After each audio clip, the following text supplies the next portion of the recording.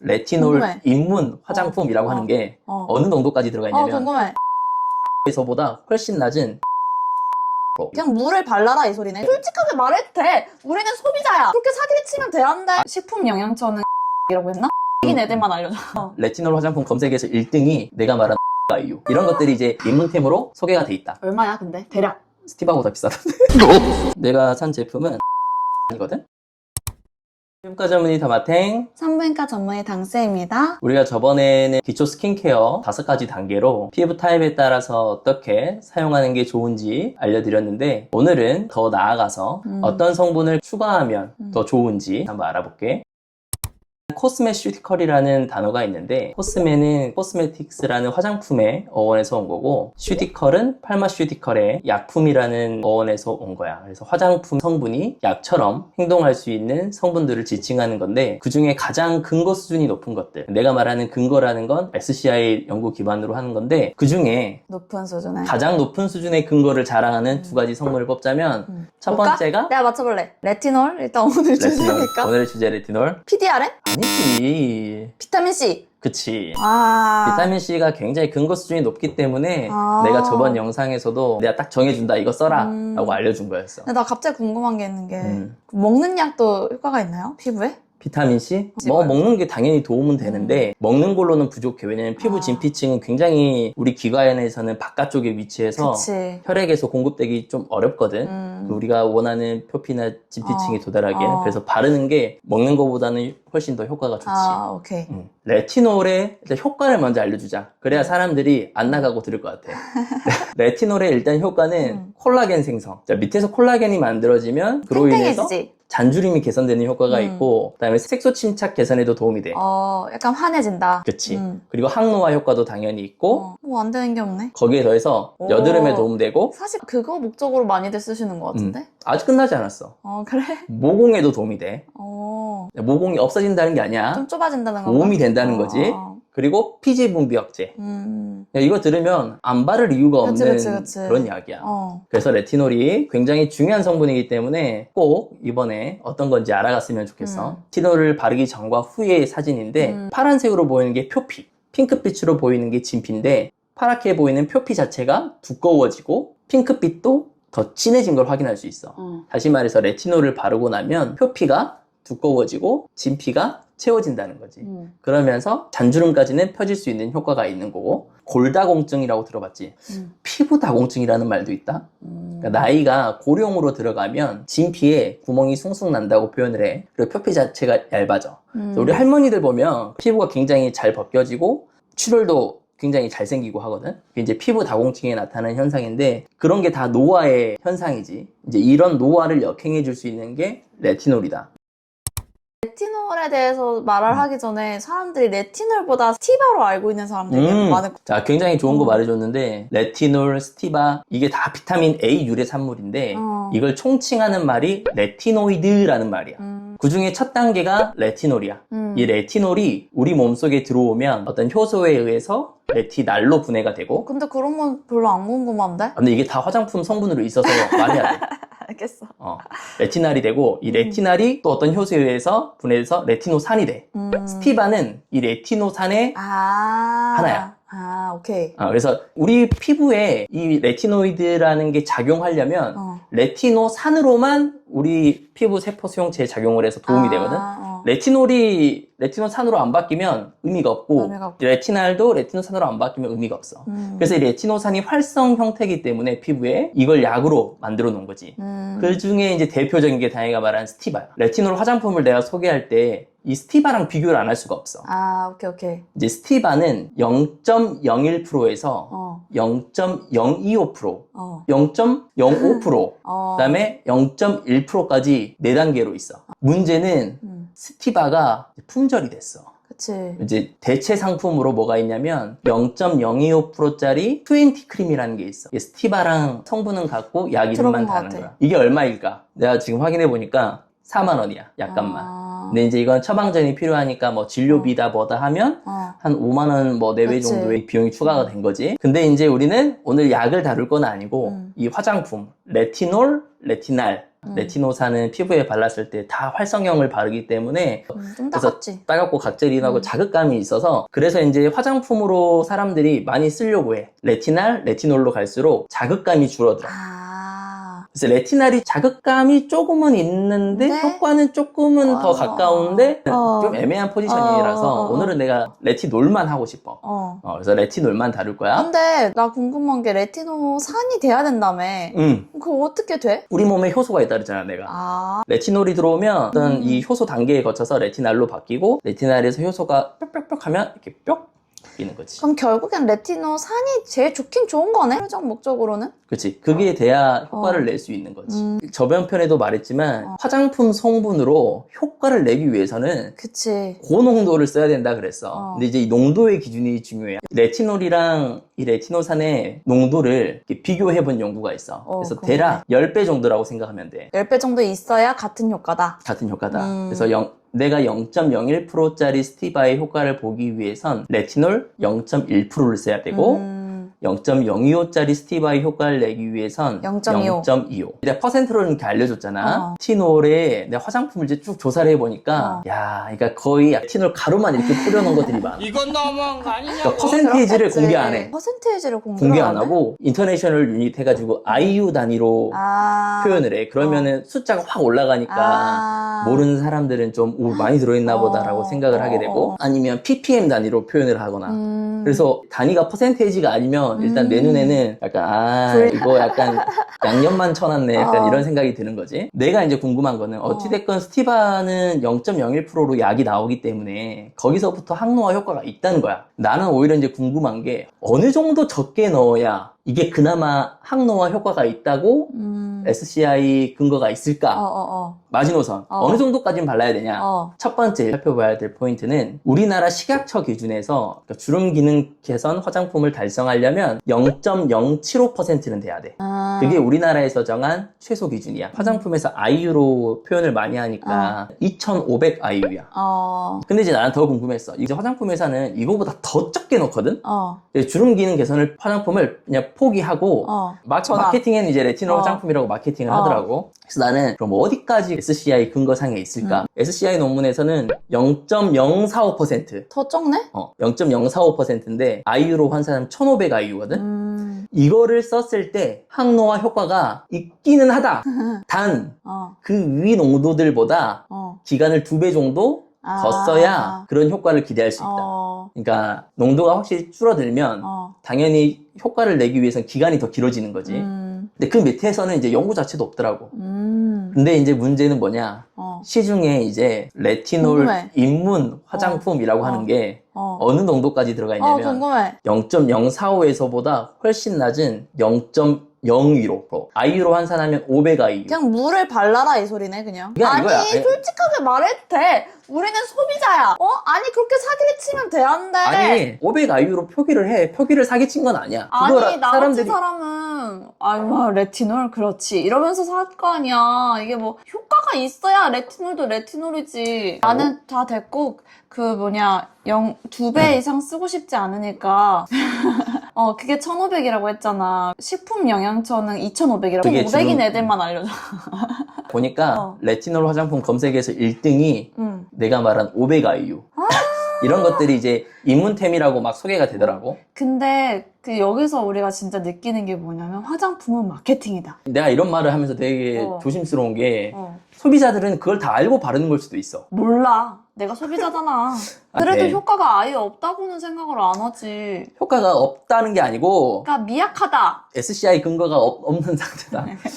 우리 오빠 되게 미화해주네. 나는 아이. 그런 거는 분노스러워서 나는 못 참아. 난 싫어. 그래서 일단 그러면 딱 깔끔하게 SCI 기준으로 정리하자. 이제 그 밑에들은 사실 SCI 근거가 없어. 내가 못 찾았다. 내가 없는지 내가 못 찾은 건지 없고 대부분의 입문템 화장품들은 SCI가 말한 그 0.045보다 낮다. 3분의 1 정도, 0.015%들이 지금 입문템으로 소개가 돼 있다. 얼마야 근데? 대략. 스티바보다 비싸던데. 나 같으면 어떤 레티놀을 쓸 거냐라고 생각을 해서 나도 이제 나의 하나 템을 골라왔는데 나의 그 기준은 이거야. 일단 무조건 0.045%도 SCI에서 2배 기간을 발라라라고 하잖아. 우리나라 실정이 맞지 않지. 그래. 우리나라가 한국인이 어떤 민족인데, 우리나라 식약처 기준도 낮아. 왜냐면 스티바 기준에서는 그치. 0.01%로 시작하잖아. 그럼 0.1%에서 시작을 해도 나는 그래. 충분하다라고 생각을 하고. 아니 자극함이 있으면 좀 옅게 바르면서 막 며칠에 걸쳐서 바르면 굉장히- 돼. 3일에 한 번 막 이렇게. 굉장히 중요한 말을 했어. 그러니까 좀 더 높은 걸 쓰고 자극감이 있다면 자극감을 줄이는 여러 가지 방법이 있지. 예를 들어 보습제 믹스해가지고 바른다거나 간격을 띄우고 바른다거나 먼저 보습제를 바르고 그 이후에 조금 바른다거나 바르는 양을 굉장히 극소화한다거나 그런 다양한 방법으로 자극감을 줄일 수 있기 때문에 시장 굳이. 농도는 굳이 0.1%. 시장에서 굳이 내 농도를 미리 낮춰줄 필요는 없다. 그렇지. 난 그렇게 생각합니다. 그래서 내가 생각하는 농도는 0.1% 이상은 써야 된다라는 게 첫 번째 포인트고 화장품 값도 우리가 고려 대상이잖아. 사실 화장품이 이제 비싼 건 또 비싼 그치. 이유가 있어요. 그건 그래. 하지만 나의 기준은 뭐냐? 이 20 크림 얼추 5만 원 그래. 정도로 생각을 하면 데까지. 5만 원보다는 비쌌을 경우엔 나 같으면 약을 바르겠다라는 생각을 한 거지. 그치. 나 궁금한 게 있어. 그런 약이 있긴 있어? 오빠가 방금 말한 조건을 있지? 충족하는 애들이 있어? 지금 이번 레티놀을 준비하면서 웬만한 레티놀 화장품 성분들을 0.045 밑에짜리들은 취급도 안 찾아도 안 봤어.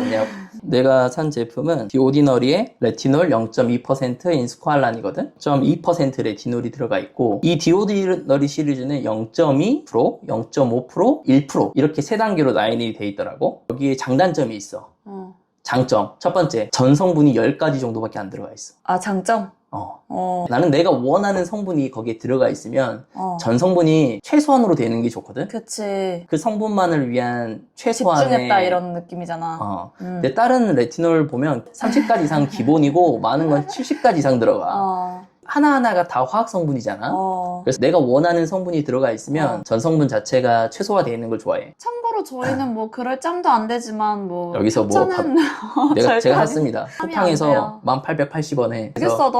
두 번째 장점, 가격. 근데 이제 단점이 있어. 이 레티놀이라는 게 빛이랑 공기에 굉장히 취약하거든. 근데 이 갈색병으로 만들어서 빛은 차단할 수 있는데 공기 차단이 안 돼. 그래서 다른 비싼 좀 화장품들은 에어리스 펌프라고 해가지고 이제 펌핑을 하는데 공기랑은 이게 접촉이 안 되게끔. 형상을 보면 레티놀은 절대 많이 바르는 게 아니야. 최소한으로. 처음 시작하는 사람들은 진짜 얇게 펴 바른다는 생각으로 해야 돼.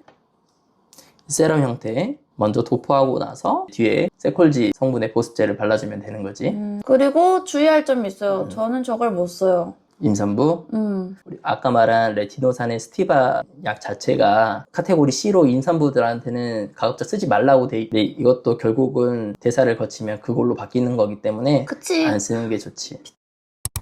피부 타입에 따라서 어떤 농도를 써야 되는지, 주름이라던가 모공 개선을 원한다 라고 하면 당연히 고농도로 가도록 노력을 해야 돼, 효과를 위해서. 하지만 이제 건조한 피부 같은 경우에는 다른 피부 장벽보다 약하기 때문에 저농도를 위주로 쓰는 걸 추천드리고, 수부지 피부 같은 경우에도 중강도 이상은 쓰기를 추천드려요. 그러면은 나 같은 스타일은 턱에만 발랐어. 근데 스티바는 내가 말했지만 여러 가지 효과가 있기 때문에 주름이 신경 쓰이는 부위만 발라도 상관은 없는데 전체 다 바른다고 해서 문제가 되지는 않아. 우리 뭐 아토피나 피부염이 있는 사람들, 피부에 염증이 있는 사람들은 피부가 좋아지고 난 후 최소한의 농도로 간격을 두고 조금씩 써볼 수 있는 건데, 아토피 피부 환자나 그런 피부염이 있는 사람들한테는 별로 이렇게 권장드리진 않아. 왜냐면 자극감을 다른 사람들보다 더 크게 느낄 거기 때문에 그렇게 권장하진 않지만 써보고 싶다면, 그런 피부염들이 다 해결되고 나서 최저 농도로 최대한의 간격을 두고 조금씩 써보는 걸 추천드린다.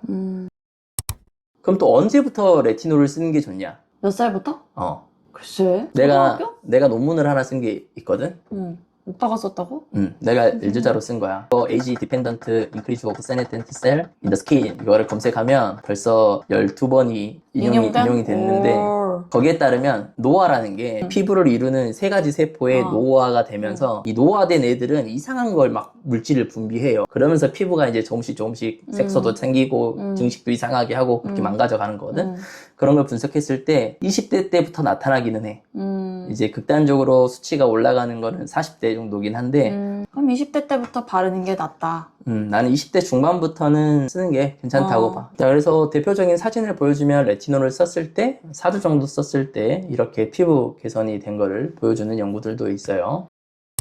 이거 내가 궁합을 설명해야 되잖아. 이거랑 절대 쓰면 안 되는 궁합. 저번 편에서 소개시켜드렸던 토너에 있는 아하 성분. 아하 성분에는 글라이콜릭 애시드, 락틱 애시드, 만들릭 애시드처럼 피부의 각질을 녹여낼 수 있는 그런 성분들과는 같이 썼을 때 자극감이 엄청 몇 심하겠네. 배로 증가하기 때문에 그거랑은 절대 쓰면 안 돼요. 갖다 보여드려. 저번에 소개시켜드렸던 아하. 이게 글라이콜릭 이것도 그거 애시드. 올디너리 거였어? 우리 오빠 이렇게. 네, 오디너리가 개인적으로 좋아할 수밖에 없어. 왜냐면 전성분이 최소한으로 들어가. 그리고 그래도 내가 우리- 원하는 성분만 딱 넣어줘. 피부과 전문의 스타일이네. 그러니까 쓸데없는 거 다 버리고. 쓸데없는 거 안 넣어서 사실 어. 이 브랜드를 내가 좋아할 수밖에 없긴 해. 오케이. 어찌됐건 내가 뭐 진짜 개인적인 그게 가격도 있는 건 아니다. 괜찮네. 다른 그 레티놀들은 거기에다가 막 히알루론산 넣고 판테놀 넣고 뭐 펩타이드 넣고 굉장한 걸 넣어. 가격이 이렇게 올라가지. 근데 이제 나는 굳이 레티놀만 원하거든. 그래서 그런 제품들이 눈에 안 들어온 거지. 다른 사람들은 이게 뭐 발림성이 뛰어나거나 그러진 않지. 왜냐면 그런 성분들을 하는 게 당연히 바르기에 좋고 촉촉해지고 그런 느낌이 있지만 너무 어쨌든 전성분이 화학 너무 제품이다. 많다. 그래서 이거랑 같이 쓰면 안 되고 비타민C 이거 두 개는 어떨 것 같아? 다영아? 나쁘진 않을 것 같은데? 이두 개는 사실 시너지를 내. 오. 왜냐면 이것도 콜라겐 합성 신호를 보내는 거고 비타민C는 콜라겐 합성의 주 재료거든. 그러니까 이 두 가지는 시너지를 내. 근데 사람들이 같이 쓰지 말라고 하는 부류가 있거든. 자극감 때문에 그런 거야. 나는 이제 이거 순수 비타민 20% 정도면 자극감이 좀 센 거거든. 그래서 이거랑 같이 쓰고 싶으신 분들은 아침에는 이걸 쓰고 저녁에는 이걸 쓰는 방법도 있고 다른 방법으로는 이 순수 비타민 말고 자극감이 적은 비타민 제형이 있어. 그건 나중에 내가 비타민C 세럼 따로 할 때 설명을 해줄게. 이제 그렇게 자극감이 적은 비타민C를 같이 하면 같은 날, 같은 시간대에 써도 무리는 없을 것 같다. 대신에 자극감을 자기가 주의 깊게 관찰해야지. 그치. 그래서 사실은 시너지를 낸다. 그리고 나머지 뭐 나이아시나마이드나 뭐 판테놀이나 뭐 펩타이드나 뭐 히알루론산, PDRN 뭐 나머지는 같이 써도 문제 없지. 그렇다. 아이, 되게 좋은 정보였어.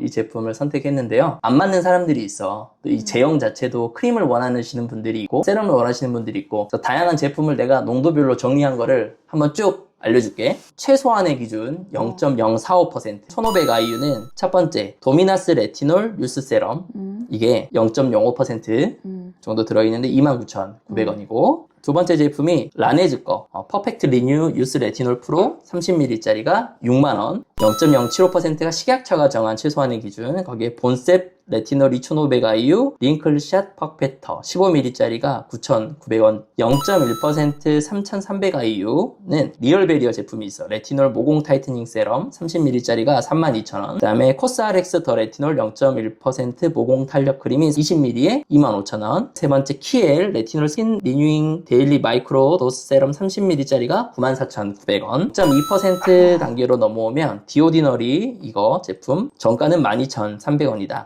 0.3%로 아이오페 레티놀 엑스퍼트 0.3% 링클 코렉터가 20ml에 125,000원 두 번째 코스RX 더 레티놀 0.3% 크림이 20ml에 28,000원 그다음 세 번째 우리 뉴욕 가시는 분들 기억나? 우리 뉴욕에서 트레이더조 레티놀 라이트 세럼이 30ml짜리 한 $10 주고 저희가 샀었는데 그것도 뉴욕 가시는 분들은 기념품으로 사기에 좋습니다 0.5%짜리는 디오디너리 이거 제품이죠 0.5%인 스코알란 13,100원 그 다음에 코스RX 더 레티놀 0.5% 오일 20ml짜리가 25,000원 그 다음에 1%짜리는 디오디너리 레티놀 1%인 스코알란 30ml짜리가 14,100원 그 다음에 폴라 초이스 클리니컬 1% 레티놀 트리트먼트 30ml짜리가 91,000원 이렇게 해가지고 쭈루루 있기 때문에 농도를 정을 하고 화장품 가격이랑 제품 성상들을 비교해 보시고 맞는 걸 찾았으면 좋겠어요.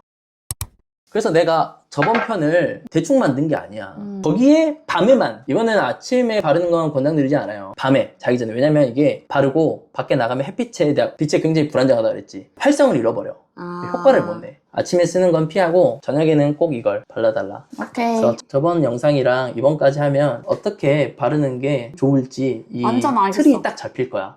이제 여기에 더해서 이제 다른 또 화장품 성분들이 많잖아. 코스메티컬에 나온 어떤 상황에서 이걸 쓰고 어떨 때 이런 걸 더 조합해서 쓰면 좋은지 한번 알아가 보도록. 나중에 이제 레티놀 심화편으로 더 들어가면 이제 레티날도 다뤄야 되고 4세대 레티놀 HDR이라고 하는 뭐 그런 게 있는데 이제 그런 것도 더 다뤄볼 수 있고 오늘은 클래식에 집중했다. 네. 그리고 클래식은 또 괜히 클래식이 아니거든. 근거가 아무튼 많이 나온 것들 위주로. 앞으로도 우리는 이제 SCI에 항상 근거 기반으로 해가지고 화장품 정보를 전달 드리도록 하겠습니다. 우와! 안녕. 안녕!